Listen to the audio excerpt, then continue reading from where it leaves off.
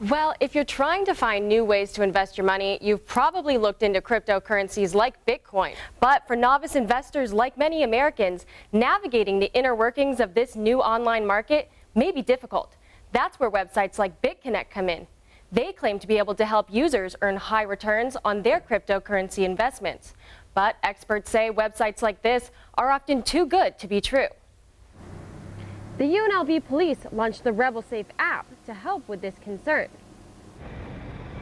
The crosses were designed by Greg Zanis, a carpenter from Aurora, Illinois, and it was installed on October 5th, just 4 days after the tragic 1 October shooting. Each cross represents one person who lost their life that night. The reason? The school district needs to make up for a $50 to $60 million budget deficit that they've accrued. But parents of CCSD students are worried about how that will affect the classroom. If you love the taste of coffee in the morning, you may want to go pour yourself another cup. 2 new studies suggest drinking coffee may actually reduce your risk of death. The studies were conducted by the Annals of Internal Medicine and found that people who drink 3 or more cups of coffee a day show greater health benefits and lower death rates than non-coffee drinkers, and that drinking 1 cup of coffee a day can lower your risk of death by 12%, while drinking 2 to 3 cups a day can lead to an 18% lower risk on average.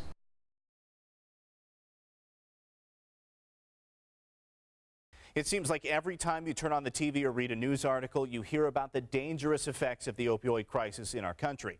But are government regulators taking the right steps to fix the problem? Some pain patients say the opioid crackdown is causing more harm than good. Haney takes a deeper look into the pain patients impacted by the opioid crisis. When people hear opioid crisis, the first thing they think of is prescription medications like oxycodone and Percocet. But in the DEA's 2017 National Drug Threat Assessment, they say the percentage of illegally sold opioid narcotics on the market is actually less than 1% of what's prescribed. This misleading concept has led many pain patients to believe the crackdown isn't focusing on the right drugs. In 2016, the CDC revised the existing opioid prescription guidelines to crack down on opioid overdoses and deaths.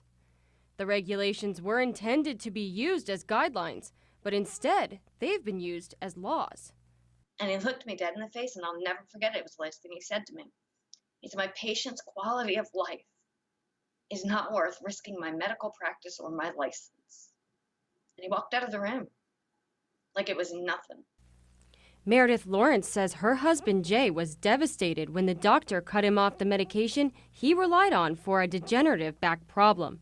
Jay's pain became so unbearable that he eventually gave up and took his own life, while his wife held his hand. He said, "Don't you dare let this doctor get away with this." And he took the gun out and he put it up to his chest and he pulled the trigger. Meredith's husband Jay is just one of many pain patients who have lost their lives due to the opioid crackdown. Pressure from regulators has caused doctors and pharmacists to decrease the number of opioid prescriptions they write, at the cost of chronic pain patients. Many have been cut off of their medications by doctors, refused prescriptions at pharmacies, or are living with significantly decreased doses, making it difficult for them to survive. They're dictating doctor policy. There's no longer that Hippocratic oath. They've taken that away from the doctor and his ability to prescribe. I know my doctor wouldn't have shut me off. I had the same doctor for 30 years. Don Rettmeyer III spent his life serving as a Marine in the U.S. military. But when he returned home from service in 1987, Don was left with PTSD, a back injury, and high blood pressure. The pain of his injuries forced him to take opioid medications for more than 30 years before his doctors abruptly cut him off in 2014.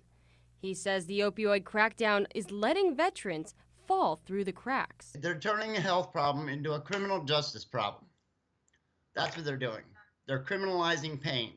They are forcing people off of their medicine, forcing them to go outside to illegal drugs where they take a good chance on not knowing what they're buying, getting a fentanyl-laced heroin or God knows what. Don admits he started growing his own marijuana to treat his pain after his doctors at the VA cut him off 3 years ago. But the VA has strict rules about marijuana use and will not treat Don for his medical conditions while he has it in his system. Don says without proper pain management, or the legal ability to use his marijuana while seeking treatment, his quality of life has significantly decreased. I'm miserable. I can't leave my house. It's hard for me to get things done around the house. It's hard for me to care for myself. It's to the point where it's a problem. Even though he's faced tough times since the opioid crackdown, Don says he doesn't blame the doctors. He says he knows his doctor wouldn't have cut him off if it weren't for the CDC guidelines. Briona Haney, 8 News Now. Pain patients like Meredith Lawrence have started to band together to fight the effects of the crackdown. She's now part of a group called the Pain News Network that helps pain patients connect with each other and share their stories. She hopes the group will help raise attention for the issue and put a face to the other side of the crisis. The 58 crosses installed at the Las Vegas sign after the 1 October shooting were moved to the Clark County Museum on Sunday. Right here, we got to remember, it's not about who passed, it's what our next journey is. And I believe that we're all in this together. And what really is important for me is for my soul to get better. The crosses were designed by Greg Zanis, a carpenter from Aurora, Illinois, and it was installed on October 5th, just 4 days after the tragic 1 October shooting. Each cross represents one person who lost their life that night. Since then, thousands of people have added commemorative gifts and decorations to the crosses to remember those who were lost. I think the survivors are amazing. They have been so strong and they have grouped together like unbelievable, and they've been amazing. All of the crosses and artifacts added to the memorial over the last month and a half were moved to the Clark County Museum following a ceremony at the park Sunday morning. In the face of unspeakable tragedy, we saw strength, resiliency, and compassion.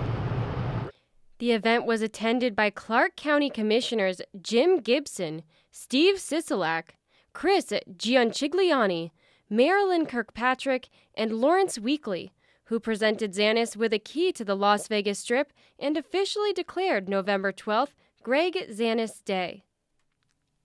The Clark County Museum exhibit will be open to the public November 13th through December 17th. Reporting for Studio G, I'm Briona Haney. Earlier this week, the price of a single Bitcoin reached almost $18,000, highlighting a recent surge in the cryptocurrency market. Some experts say there are also hidden dangers to these potentially profitable investments and that users should research cryptocurrency websites before they buy. Briona Haney investigates the high-stakes world of Bitcoin and investment website BitConnect. Bree, what do people need to know before they invest? Well, if you're trying to find new ways to invest your money, you've probably looked into cryptocurrencies like Bitcoin. But for novice investors like many Americans, navigating the inner workings of this new online market may be difficult. That's where websites like BitConnect come in. They claim to be able to help users earn high returns on their cryptocurrency investments. But experts say websites like this are often too good to be true. BitConnect is here to help you with the cryptocurrency revolution. BitConnect describes itself as a self-regulated investment website that offers users the opportunity to invest in cryptocurrencies online. The website says users can earn interest on their financial investments and receive bonuses for recruiting more members. But the catch is, experts say BitConnect also offers no security net if the website fails or shuts down. Michael Turpin runs a marketing firm in the Bitcoin industry. He says many of these websites end up being a bust. Most things that promise you return, and in a market that nobody can promise you return.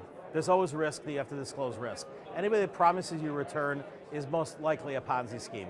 Christopher Mason says he joined a website earlier this year that promised him big returns on his Bitcoin investments. But within 2 weeks of joining the site, he says it crashed, leaving him down almost $2,000. They didn't say anything. They just, all of a sudden, they just stopped making payments, and that was it. Mason didn't let that stop him, though. He started investing again, this time with BitConnect. He says he invested $1,000 to start and since then has doubled his money. Mason also recruits new BitConnect members to boost his earnings. If it does succeed and it does go at least another year or two, I'll be set. You know, my whole family will be set. When asked what he'll do if BitConnect ends up being a bust, he says that it won't stop him from investing more in the future. If something happens and the program tanks, you know, then yeah, I'm losing all that money. But, you know, I think the risks are greater than, you know, the rewards are greater than the risks. And Mason isn't the only one that believes in the rewards of cryptocurrencies. Michael Turpin says that even though they are at an all-time high in the stock market, many people are still investing in the digital currencies. I will guarantee you that Bitcoin in the next 5 years will have a higher gain than the stock market will. But while some have high hopes for Bitcoin and BitConnect's future, there's still a lesson to be learned from Mason's story. Always do research before investing, and never invest money you can't afford to lose. Briona Haney, 8 News Now. Even though the future of BitConnect remains uncertain, business investors say they're trying to make Bitcoin a more secure form of online investment.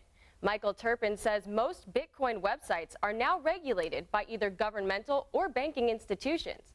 But just like any investment, there are still risks involved to reap the rewards. The fall term may be well underway for K-12 schools here in the Las Vegas Valley, but down at the Clark County School District, big changes are still taking place. The school district has made multiple budget cuts this year, totaling over $40 million so far, and some of those cuts have come from important educational programs. Kirsten Sears, the Chief of Communications, Marketing, and Strategy at CCSD, tells us what areas we can expect to see the most impact. So we saw a fair amount of cuts to our maintenance department, to our transportation department, to our English language learner, and even special education. But every department in Central Services did take a cut, including the communications department. Kirsten also says more cuts may be on the way. At this point, we're going to see how much we are going to end up saving with the reductions that we've made so far, and then we have some other alternative plans to implement based on what savings we do realize. The reason? The school district needs to make up for a $50 to $60 million budget deficit that they've accrued. But parents of CCSD students are worried about how that will affect the classroom. I think overall, when you're looking at Nevada education ranking nationally, we definitely fall short. So it's a concern. It's a concern going forward. I have another young one that's actually 9 years old, so she's coming up through that as well, and it's a concern. CCSD says the best way for parents to offset the cuts is by getting involved in the school and community to make alternative opportunities. Reporting for Studio G, I'm Briona Haney.